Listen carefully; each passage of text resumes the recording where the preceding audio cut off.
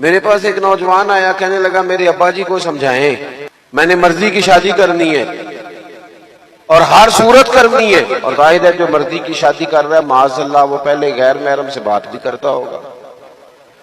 میں نے مرضی کی شادی کرنی ہے۔ میں نے اسے کہا بالکل ٹھیک ہے۔ وہ دلیلیں دینے لگ گیا۔ ہمارے یہاں لوگوں کو اپنی مرضی کی دلیلیں بھی آتی ہیں، اسلام میں جائز ہے، اخلاق میں جائز ہے، قانون میں جائز ہے، فلانی جگہ جائز ہے، ساری باتیں یاد آ جاتی ہیں۔ میں نے اسے کہا کہ تو میرے پاس آ۔ میں نے اسے اکیلے میں کہا پتر ایک بات صرف کرنی ہے، تم نے ناراض نہیں ہونا، صرف ایک، جتنی باتیں تم نے کی میں نے ساری قبول کر لی، بس میرا سوال یہ ہے کہ پسند کی شادی کرنا صرف تیرے لیے جائز ہے یا تیری ہمشیرہ کے لیے بھی جائز ہے؟ میں یہ سبق دے دے مجھے، اس کا جواب دے کہ تیری بہن کے لیے بھی تو جائز۔ تو چپ کر گیا،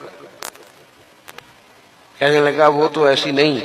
میں نے کہا چل تو ہے نا، وہ ایسی نہیں تو ہے نا، اللہ کرے ایسی ہو بھی نہ، صرف مثال سمجھانے کے لیے